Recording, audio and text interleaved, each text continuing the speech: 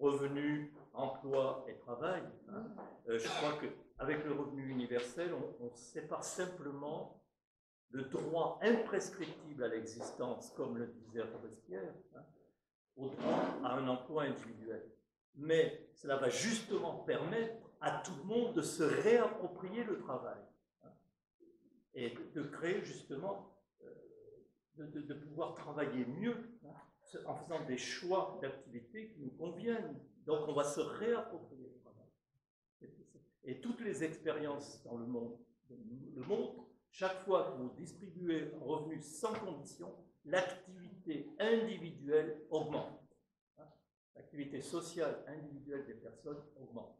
Les gens sont beaucoup plus insérés dans la société et produisent soit des services, soit des activités diverses et variées, mais l'activité augmente. Donc c'est bien une réappropriation du travail en déconnectant simplement l'emploi au droit individuel à une existence digne en toutes circonstances. Ça me paraît fondamental.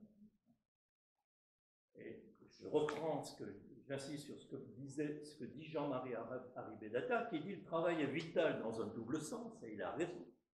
Aujourd'hui, vital pour produire les conditions concrètes d'existence, et vital pour se produire soi-même au sein d'un collectif social et culturel. Eh bien, le revenu de base ne socialise que la première partie. Hein. C'est-à-dire, il socialise la partie concernant assurer les conditions concrètes d'existence. Mais il permet justement, parce que ces conditions concrètes d'existence sont assurées, de pouvoir s'investir socialement davantage. C'est ça l'idée. Donc il n'y a pas opposition entre travail et revenu, hein. Il y a opposition entre travail et emploi non choisi. Subi, et emploi subi.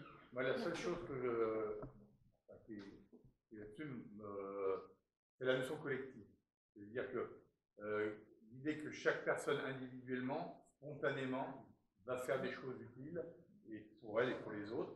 Je pense que d'arriver à sortir justement de cet individualisme qu'on connaît actuellement, où c'est tout le temps l'individu qui est responsable de tout et pas l'organisation, ça nécessite de réfléchir quand même sur l'organisation et sur les décisions collectives de l'investissement, on va investir du travail dans quoi. Voilà. Mais vraiment sur le reste, parfaitement en face.